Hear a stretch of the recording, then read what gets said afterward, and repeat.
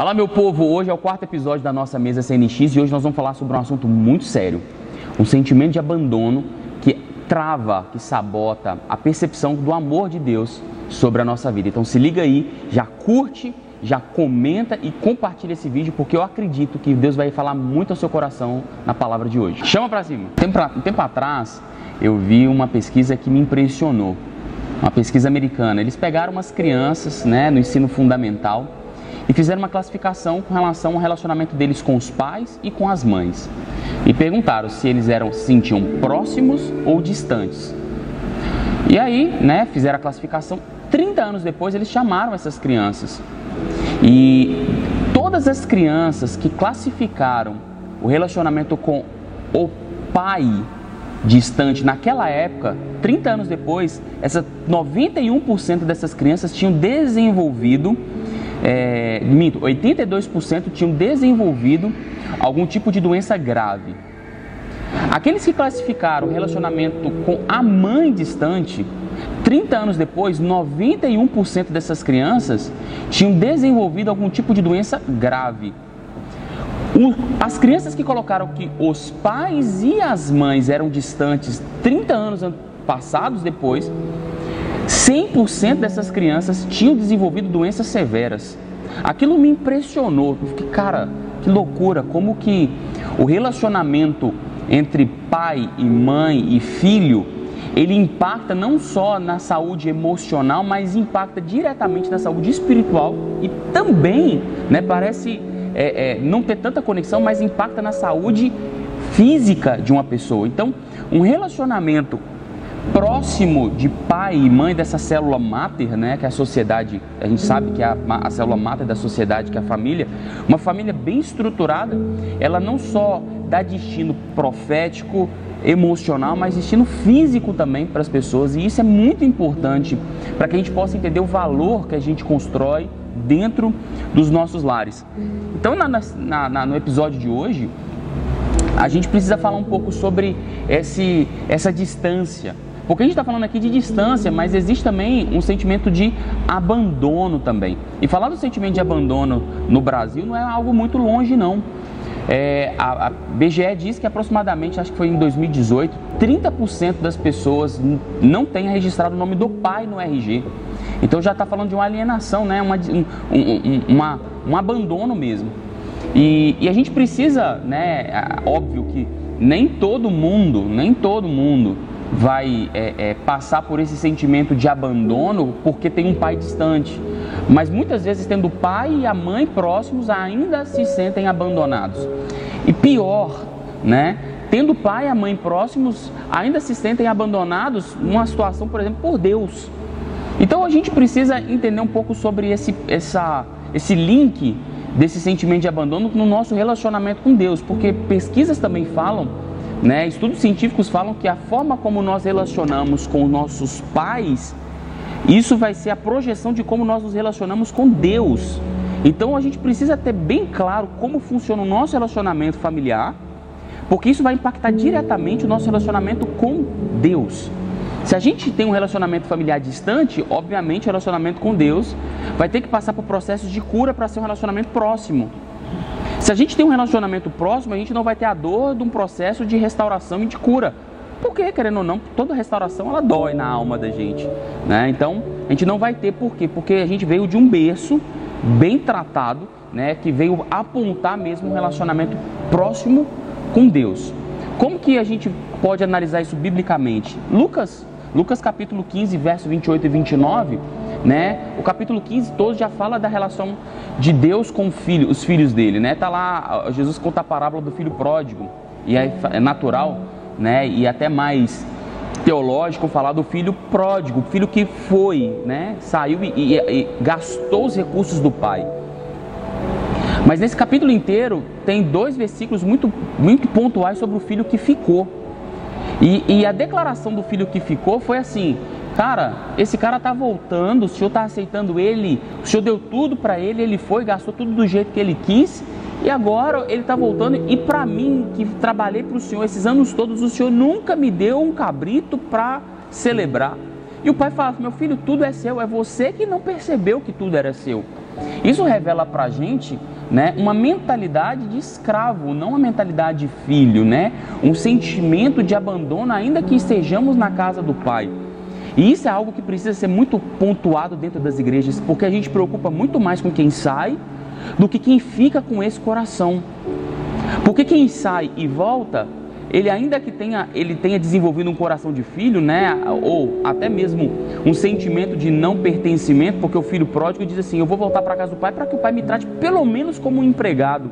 O pai não deixou de ter um coração de pai, mas o filho que estava lá, que gastou sua vida com o pai, ele não conseguiu absorver esse amor que o pai tinha sobre ele. Ele enxergava o pai como um patrão, e isso é perigoso. Porque Deus, a Bíblia vai mostrar pra gente o tempo todo que Deus nos trata como filhos. E a Bíblia vai mostrar pra mim e pra você que Deus é amor. Um amor de pai para com o filho. Não um relacionamento de salário, né? Um relacionamento de você faz e eu te pago.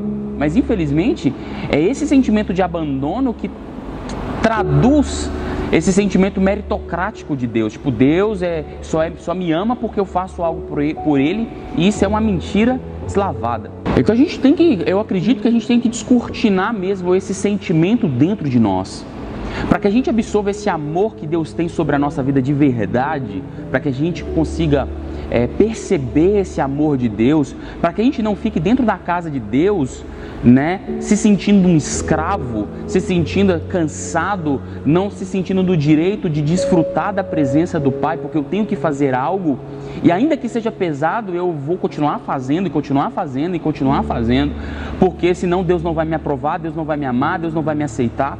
A gente precisa descortinar esse sentimento dentro do nosso coração, que muitas vezes ele desemboca mesmo com comportamentos, né? Então todo sentimento, tudo que a gente sente, a gente vai acabar verbalizando ou tendo comportamentos para denunciar, para manifestar aquilo que está dentro da gente. E existem alguns comportamentos padrões que caminham nesse sentimento de abandono, como por exemplo, aquelas pessoas que têm um mecanismo de defesa muito aguçado. Por exemplo, pessoas que já passaram por traumas de serem traídos, de serem rejeitados, né, de serem de fato, de realmente abandonados mesmo, né, de fato e de direito, que infelizmente, né, no seu coração fazem aqueles votos velados, aquela coisa assim: não, ninguém nunca mais vai pisar em mim, nunca mais, homem nenhum vai me trair, homem nenhum vai pensar, mulher nenhuma vai pisar em mim. E aí a gente começa a fazer esses votos velados, e aí a gente, com esses votos velados no coração, a gente começa a sabotar as coisas que Deus começa a colocar na nossa vida, com medo de sermos frustrados de novo. Então é um mecanismo de defesa que sabota os tempos de Deus na nossa vida, ainda que a gente queira, ainda que a gente fale: não, eu quero, eu sei que é importante, mas na hora que o Senhor começa a colocar as pessoas na nossa vida para nos levar para os lugares que Ele quer, o mecanismo de defesa, os votos velados, os medos de serem, os mecanismos de defesa, que são os medos de sermos machucados de novo, gritam tão alto que a gente sabota esses relacionamentos, a gente sabota esses tempos novos na nossa vida. E a gente precisa denunciar isso, porque muitas vezes a nossa vida está travada, porque não é porque Deus não está dando oportunidade, é porque muitas vezes existem votos velados dentro da gente que sabotam os melhores tempos que Deus tem para a vida da gente. Deus sempre vai colocar a gente no processo. Existe o tempo de plantar, mas existe o tempo de colher. E muitas vezes a gente sabe relacionar bem com o tempo de plantar, o tempo de sofrimento, o tempo, né, da incubação, mas a gente não sabe viver o tempo de colheita. A gente sabota o tempo de colheita porque a gente não se sente merecedor, porque aquele sentimento de agora é um tempo bom, desemboca na vida da gente: não, esse momento bom é o tempo que alguém vai me trair, é o tempo que alguém vai usar para me machucar, é o tempo que alguma coisa pode acontecer, então eu começo a sabotar. Eu vivo em guerra porque eu não sei viver em paz. Isso é um mecanismo de defesa. Outro mecanismo de defesa que a gente tem, o perfeccionismo, né? As pessoas, elas fazem, porque elas se sentem aceitas por aquilo que fazem. Então, se eu não fizer e não fizer bem feito, as pessoas vão me repreender e vão me rejeitar.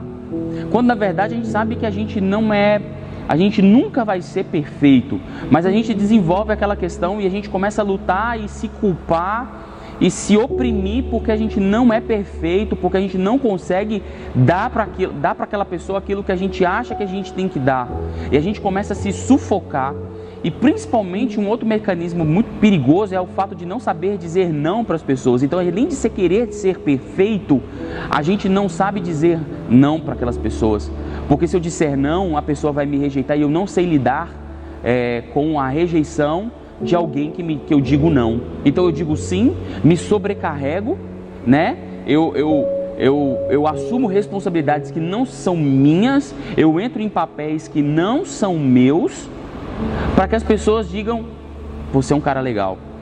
Cara, isso tem destruído vidas, isso tem destruído autoestima, isso tem destruído destinos proféticos, isso tem destruído pessoas, isso tem destruído tudo que consiste a construção de uma pessoa. Isso tem destruído, porque as pessoas se sentem validadas por outras pessoas e não se sentem amadas por Deus. Eu vou buscar o amor das pessoas?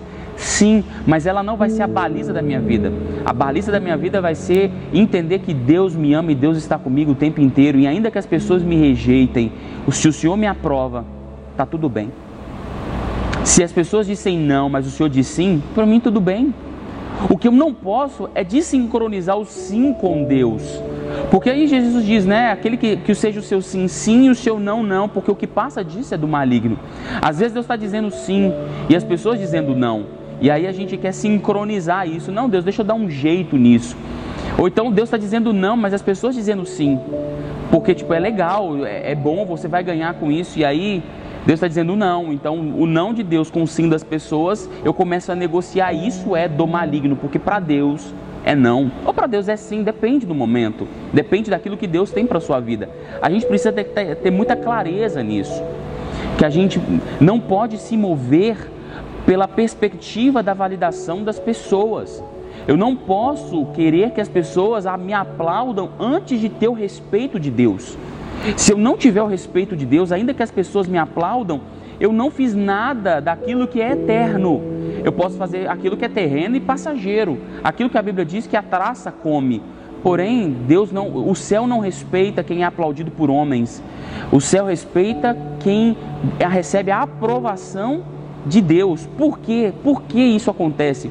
Porque quando eu me movo pelas pessoas, eu tiro Deus do centro. Deus deixa de ser o meu validador, Deus deixa de ser o sancionador da minha vida, e eu construo um caminho paralelo para que as pessoas me aprovem. E isso é perigoso, porque se eu tiro Deus do centro, cara, isso é o maior perigo.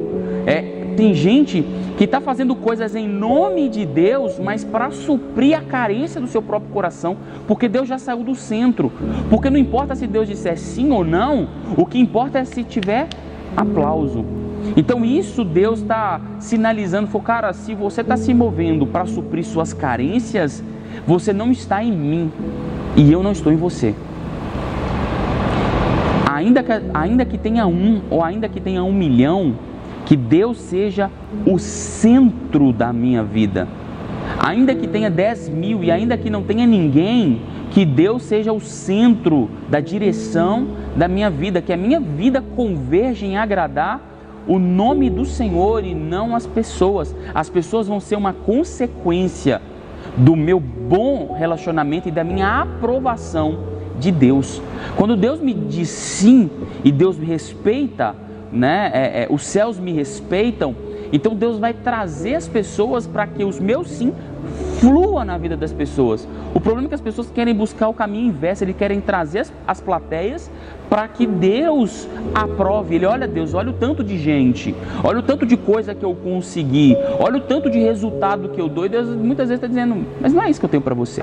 Ter uma percepção então de quem Deus é na minha vida é mais importante do que o resultado que eu tenho. Muita gente acha que a baliza da minha vida são os meus resultados. Eu acredito que as balizas da minha vida são as minhas guerras. São as minhas guerras que denunciam se eu estou no lugar certo. Porque, cara, o diabo não vai querer tocar na sua bênção, o diabo vai querer tocar no seu processo. Se ele te botar guerras no processo e te fizer desistir, Então, consequentemente, você não vai ser abençoado por Deus. Você vai lutar com a força do seu braço, vai ter resultado e vai querer mostrar para todo mundo o seu resultado. Mas, cara, o resultado que vem de Deus é leve. Ainda que o seu trabalho seja árduo, você não luta para ter resultado, você luta para manter íntegro no propósito. O resultado é sempre uma consequência de quem anda com Deus. Se você anda com Deus, você vai ter resultados. Porque Deus vai, a Bíblia diz que as bênçãos vão correr e vão te alcançar. Isso é precioso. Se a gente entende que não é o que eu faço que vai gerar promessas e conquistas na minha vida, mas ser íntegro e entender que Deus é suficientemente capaz de me abençoar, então, cara, eu vou fazer tudo para agradar a Deus e as consequências disso vão vir. Agradar a Deus como, né? Óbvio. Agradar a Deus no meu trabalho, me mantendo íntegro no meu trabalho, fazendo a minha parte, sendo fiel à minha família, amando a Deus sobre todas as coisas, é ser íntegro nesses papéis, me posicionando com integridade nesses papéis e entendendo que, ainda que eu não veja agora essa semente, eu não estou vendo a semente, eu estou sendo íntegro, como se diz, né? Pô, tá todo mundo ganhando dinheiro por negociar, tá todo mundo negociando, tá todo mundo dando um jeitinho e tá sendo feliz. A gente precisa entender que para Deus, a integridade, que a santidade fala em primeiro lugar. Muitas vezes a gente está buscando resultados superficiais e extremamente irrelevantes e passageiros. Resultados concretos nós vamos conseguir se a gente andar em santidade e integridade. São essas coisas que o Senhor disse para nortear as nossas vidas. São esses pontos, são esses valores que o Senhor disse para nortear as nossas vidas. E muitas vezes a gente achar que esses jeitinhos vão resolver, não vai. Pode resolver momentaneamente, mas do mesmo jeito que vai, volta. Se perde, porque não foi algo que o Senhor deu, porque aquilo que Deus dá, Ele confirma, Ele sustenta. Toda palavra que sai da boca de Deus, todo recurso que sai da mão de Deus, Deus sustenta. Mas quando não sai, é passageiro, porque nem a gente dá conta de sustentar. Então, entender esse sentimento de, cara, o meu coração precisa agradar o coração de Deus, o meu coração precisa se sentir aprovado por Deus e a minha aprovação tem que vir de Deus e não das pessoas, vai ser a chave de sermos felizes, de sermos prósperos e de sermos, sim, de fato, encontrar mesmo o caminho do amor de Deus, porque aí a gente vai perceber que, independente de qualquer coisa, Deus me ama, Deus está comigo e Deus está cuidando da minha vida. Então, que a gente consiga perceber esse amor, que a gente consiga entender esse cuidado, ainda que esses resultados não estão vindo agora, mas a semente está sendo plantada e a semente certa, porque eu entendo que a semente certa, no lugar certo, vai dar o fruto abundante e propício para o tempo que a gente está vivendo. Então, que Deus possa guardar o nosso coração mesmo dessas coisas, desse sentimento de abandono, de orfandade, que faz a gente lutar com a força do nosso braço, acreditando que não tem ninguém por nós. Mas a gente precisa saber que se Deus é por nós, quem será contra nós? Então, que o Senhor Jesus possa cobrir e guardar a sua vida e que você possa encontrar esse Pai eterno que mora dentro de você no nome de Jesus. Amém? É isso.